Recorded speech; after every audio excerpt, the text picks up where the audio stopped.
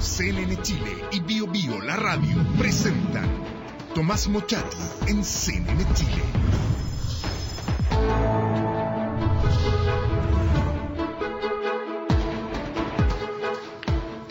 Muy buenas noches, de candidata presidencial a profesora en un colegio, el Colegio José Agustín Alfonso, y ahora de candidata o precandidata a la alcaldía de Providencia.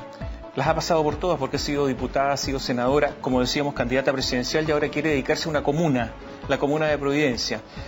Un eventual candidato que la iba a desafiar, hoy día está con orden de detención. Así están las cosas un poco en la política. Evelyn Matei, ¿qué tal? Buenas noches. ¿Cómo estás, Tomás? Buenas noches. ¿Cómo esto de pasar de una candidatura presidencial hace un par de años a intentar presidir una comuna chiquitita para el tamaño del país, digamos?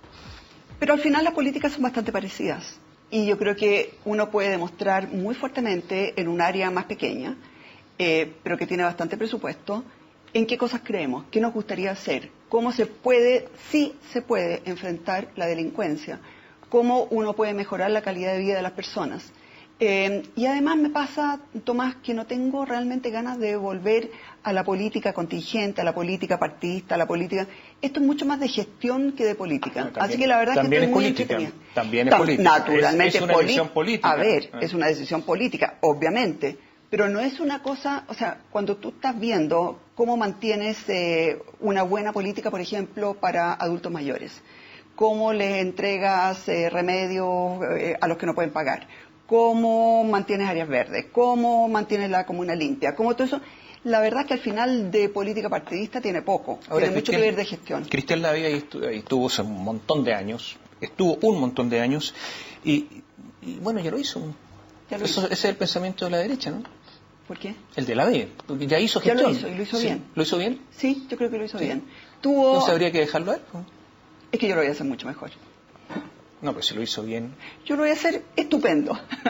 ¿Sí? Sí, estoy leyendo mucho, estoy recorriendo mucho, estoy conversando con los vecinos, estoy viendo qué es lo que quieren, qué es lo que les carga, cuáles son sus sueños. Yo creo que se puede hacer una labor espectacular. ¿Cuál es la objeción a la B?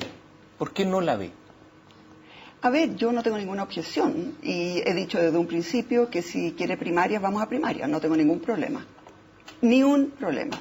Y además te acabo de decir que lo hizo bien como alcalde, así que yo no tengo personalmente ninguna objeción con él. Y él además ha hablado bastante bien de mí. ¿Está formalizado la B? Está formalizado. Ese es un tema que el partido o él o la propia ciudadanía, si es que vamos a una primaria, tendrá que sopesar. La verdad es que una persona que está formalizada, obviamente que tiene ¿Y su problemas. juicio sobre él, sobre eso? Yo tengo un juicio en general sobre muchos de esos procesos de derechos humanos, básicamente porque he visto lo que han tratado de hacer con mi padre, en que surgen testigos falsos que se acuerdan 35 años después de algo que supuestamente vieron hace 40 años, que nunca lo vieron, porque son muchos de ellos testigos falsos. Por lo tanto, es bien difícil formarme una opinión sobre su pasar cuando uno ve que en realidad... En otros casos no hubo testigos falsos y era verdad. En otros casos, naturalmente. Muchísimos otros casos. En muchos casos, sí, pero también quiero señalar que en muchos casos ha habido mentira y han habido condenas que no proceden. ¿No es un impedimento para alguien estar formalizado y ser candidato? Yo no me presentaría, obviamente. ¿Ah, no? No. Dicen que le están ofreciendo ir por Santo Domingo. Ah, no lo sé. ¿No sabes? No estoy en ninguna de esas tipos de conversaciones. Yo la verdad es que... Pero usted, Evelyn, le dijo que la UDI tendría que ofrecerle algo a la B. Yo creo que él es... ¿Qué se le va a ofrecer? ¿Por qué? Porque lo está pasando atrozmente mal, porque fue un buen alcalde. ¿Y eso de pasarlo mal? Es no tener acceso a ningún tipo de trabajo, y él es de los alcaldes que no se llevó ni uno a la casa. No tiene, de verdad, están en situación económica. ¿Tiene una jubilación? Sí. No es una jubilación para que lo pase atrozmente mal, ¿no? No creo que alcance para pagar el abogado. No es fácil.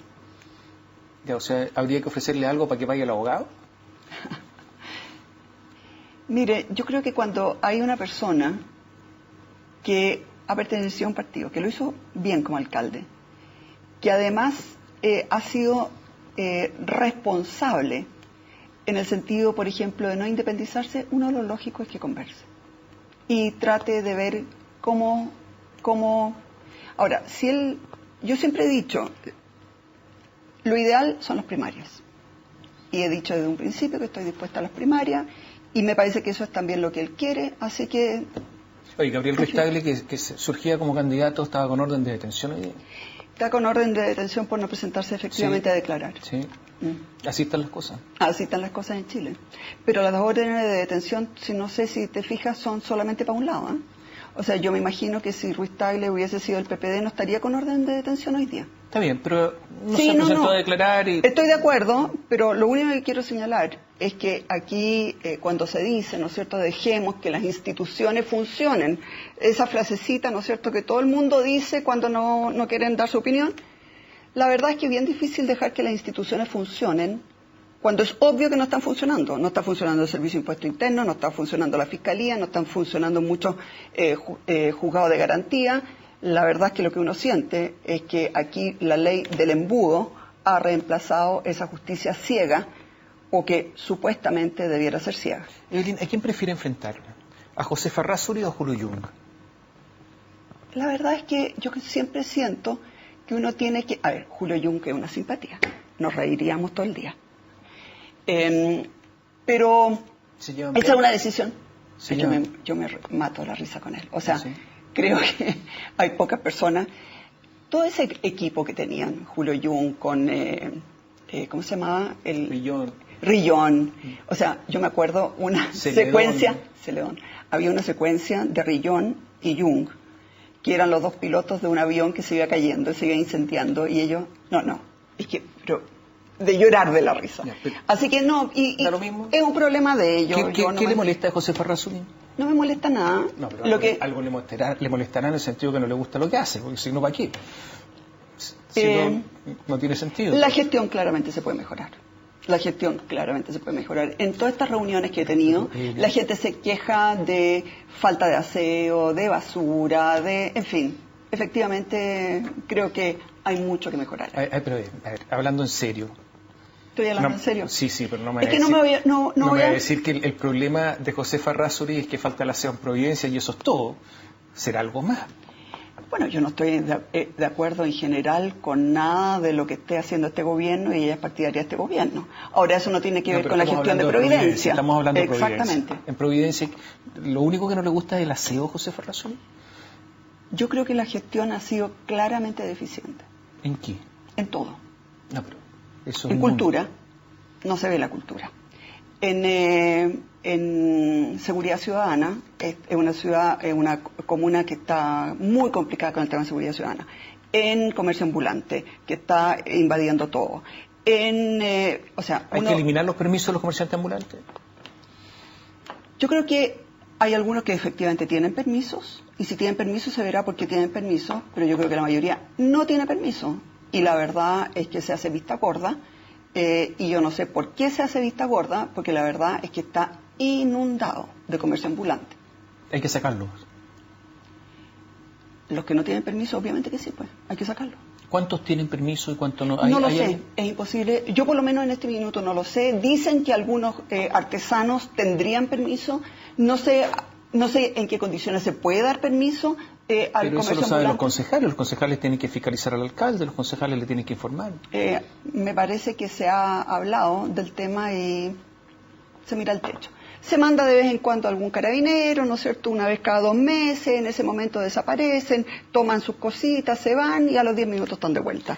Esto o es una actitud permanente de sencillamente no permitir el comercio ambulante no autorizado, o sencillamente no tiene ningún sentido mandar un carabinero cada 2 meses. Yo sé que leyó un libro norteamericano sobre cómo se revirtió en Estados Unidos la delincuencia, la epidemia de la delincuencia.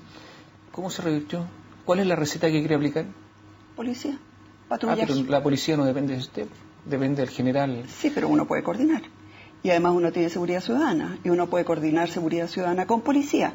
Y además lo que puede tener Providencia es un sistema de saber en qué momento ocurren, qué día, a qué hora, dónde se concentra, por dónde huyen. Todas esas cosas las puede hacer. Uno puede tener cámara, uno puede tener un sistema de datos. Exactamente, pero lo que pasa es que si uno no tiene un sistema de datos, de dónde está pasando, quiénes son, de dónde vienen, si al final... yo tengo la impresión que los delincuentes no son tantos, son siempre los mismos nomás. Y nunca los pillan, y cuando los pillan al día siguiente. Pero además de un manejo inteligente de datos y por lo tanto una petición expresa de que tales días, en tales partes, haya tales actividades de carabineros en conjunto con seguridad ciudadana, si uno no le hace el seguimiento una vez que se aprehende a la gente, en el sentido de que las víctimas hagan las denuncias, que la Fiscalía no deje caer el caso, de que se llegue a la condena, que la condena no sea rezar 3 Padres Nuestros, ¿no es cierto? La verdad es que uno tiene que hacer todo ese seguimiento. Y haciendo todo ese seguimiento se puede. ¿La seguridad ciudadana debiera andar armada o no? Yo creo que en ciertos, por ejemplo, en un mall donde hay ¿cómo se llama? Joyería, sí. O sea, guardias privados armados. Sí. Ex policías. Ya, pero ese es un avance en todo esto. Más armas en las calles, entonces. Armas en las manos correctas, espero. Porque en este momento hay cualquier cantidad de armas, pero no las tienen, o sea, yo puedo decir lo que he visto en la Araucanía. Balas de goma, eso es lo que tienen. Armas con balas de goma. Entonces la verdad es que así no vamos a avanzar mucho contra la delincuencia. Pero yo siento que más que... o sea, aquí la prevención es... muchas veces el delincuente cuando ve que donde quiere cometer un delito está de alguna manera vigilado, se van. Lo que hemos visto, por ejemplo, en Nueva York, en Los Ángeles, es que disminuye al final la gente en la cárcel. Disminuye. Sencillamente porque los delitos no se cometen. Menos delitos. Eli, usted el 14 de abril pasado dijo, Jovino va a terminar sepultando a la UDI como partido. Mañana se conoce la sentencia de Jovino Novoa, ya fue declarado culpable. ¿Piensa lo mismo, que va a terminar sepultando a la UDI? Vamos a hacer un alto, volvemos en un instante. Antes de ir a la pausa, preguntábamos a Belis Matei lo siguiente, por esta declaración del 14 de abril del 2015. Jovino va a terminar sepultando a la UDI como partido. Mañana se conoce la sentencia de Jovino Novoa. Ya se sabe, no tenemos que tener una bola de cristal, ni mucho menos 3 años. Jovino confesó y todos sabemos que la reina de las pruebas es la confesión. Después de eso... No hay nada. No hay nada. Confesión de parte, relevo de prueba. ¿No? Así es. Va a terminar sepultando a la UDI, ¿no? La UDI ha sido ambivalente con Jovino. Ha sido súper ambivalente. Y yo al principio fui súper dura con Jovino y con la UDI. Y en este momento soy mucho menos dura, básicamente porque lo que uno ve, que no se veía tan claramente en esa época, es que la opinión pública a estas alturas ya tiene la certeza de que esto ocurría absolutamente en todos los partidos. Y con mucha gente, mucha gente. Y también lo que uno ve a estas alturas es que aparentemente se condena solamente a los de algunos partidos, que la Fiscalía no está haciendo su trabajo, que el Servicio de Impuesto Interno está tapando cosas. Y uno ve, por ejemplo, a Jorge Pizarro, que a estas alturas se sabe sus 2 hijos, están metidos en exactamente lo mismo y él se pasea campante, ¿no es cierto?, como presidente de la democracia cristiana. Entonces yo creo que a estas alturas el daño ya es transversal. El daño es en el PPD, es en la democracia cristiana, que no se persigue a uno no significa que se culpe al otro. Yo no estoy culpando a nadie. Por eso, a ver, perdón, lo primero que quiero... Después podemos hablar de qué pasa con la justicia, que lo voy a preguntar. No, es que no es independiente. Porque lo primero que uno tiene que decir es que el financiamiento irregular de la política hace un daño feroz a la política. Y a todos nosotros. ¿Otra palabra? ¿Delictual? Bueno, lo que quieras. Ya. Delictual, como quieras. Eso le hace un daño enorme a la política. Básicamente porque la opinión pública no sabe si cuando se legisla se está legislando por el bien público o por el bien de aquellos que están financiando.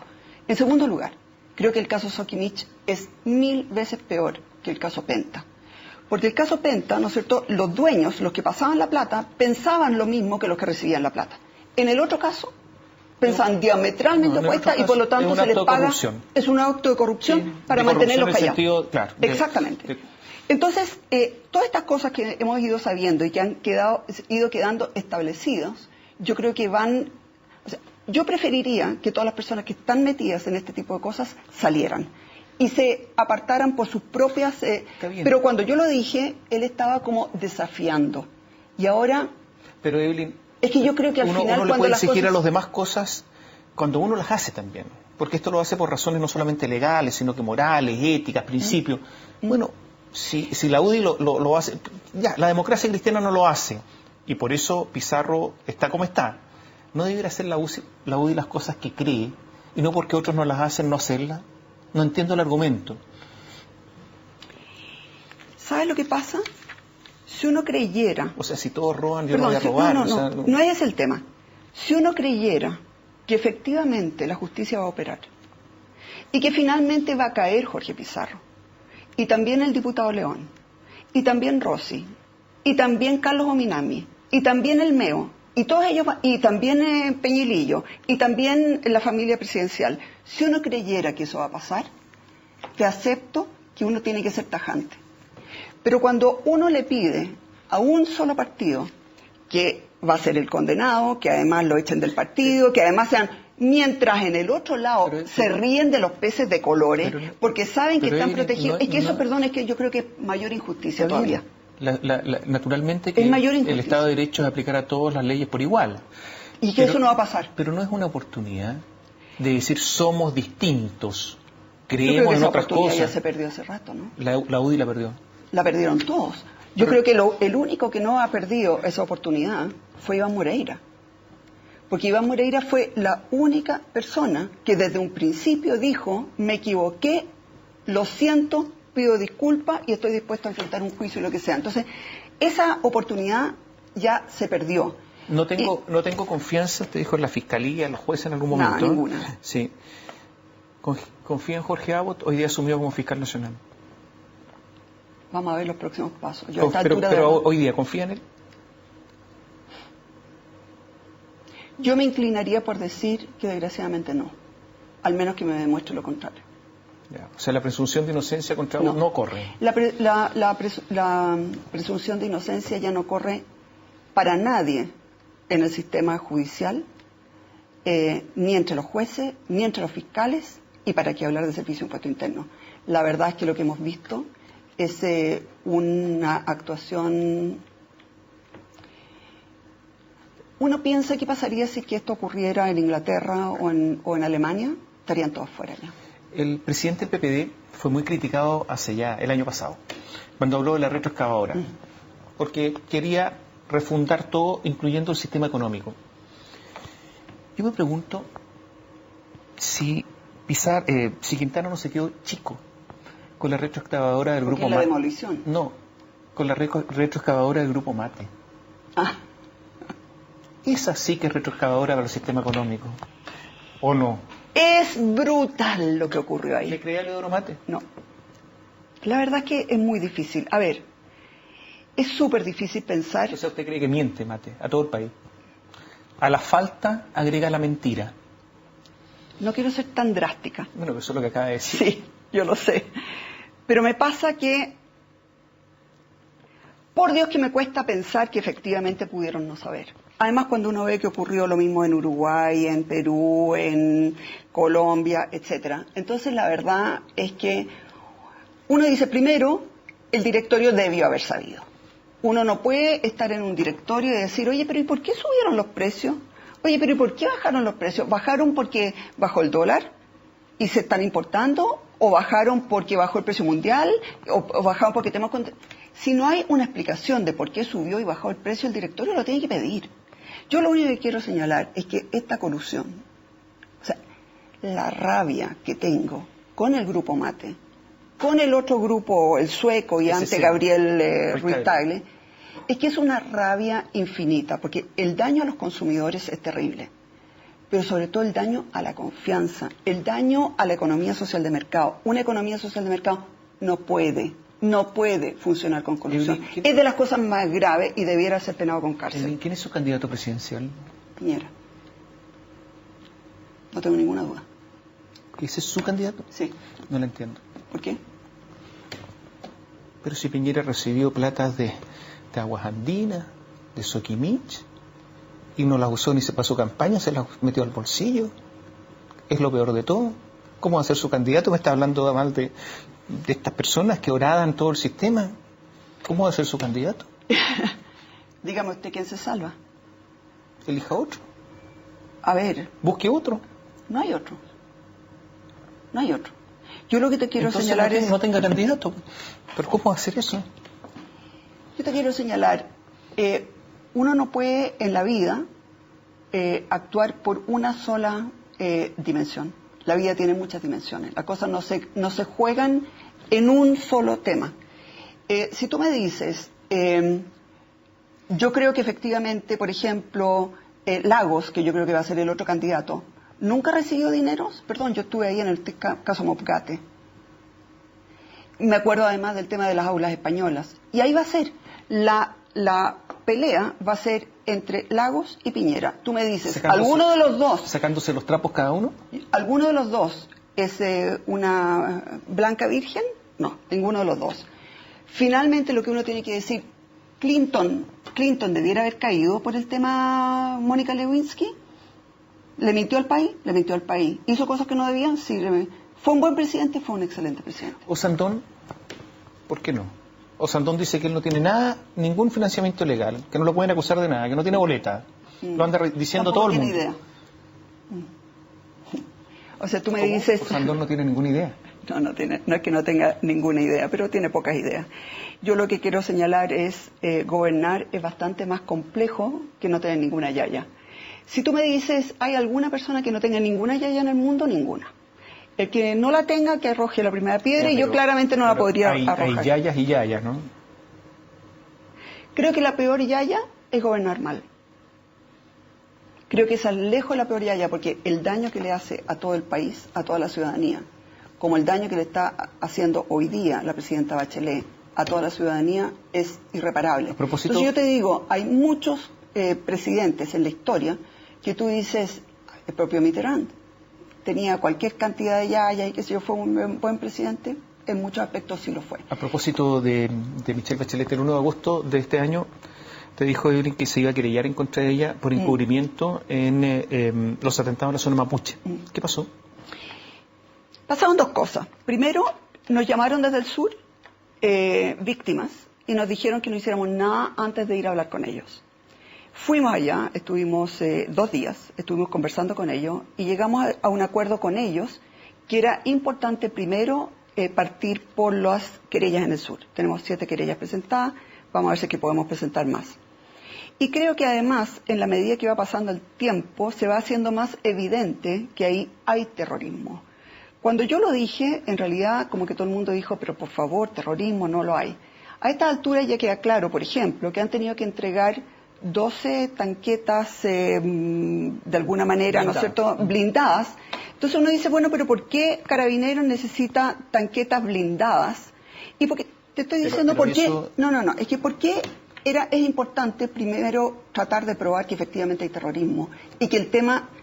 Porque ¿sabes qué? Pero que entonces en el caso ahora habría mayores razones para querellarse contra pues, Michelle Bachelet. Exactamente, están creciendo. Es posible que lo haga. ¿Cuándo? No lo sé. Lo que te quiero señalar es lo siguiente. Estuvimos conversando con el abogado después y recordamos que en el caso, fíjate, F, donde se robaron cualquier cantidad de plata con trenes que nunca funcionaron, recordemos, eran más de $1.000 millones. Yo presenté querella. Terminé pagando yo. Ese es el tipo de justicia que tenemos en Chile. Entonces la verdad es que sentimos que en algún minuto era necesario probar mucho más ante la opinión pública, porque si no, podía terminar pagando yo nuevamente. Y la verdad es que no tengo ninguna gana de hacerlo. Así que primero vamos a seguir con la estrategia del sur de probar que hay terrorismo. Ya es una cosa que se está hablando mucho más cuando llegue el momento y esté más maduro el tema y sea más difícil darlo vuelta. Ahí a lo mejor creo en la justicia de nuevo y presento la querella. Gracias, Evelyn. Buenas noches. Encantada. Chao. Chao.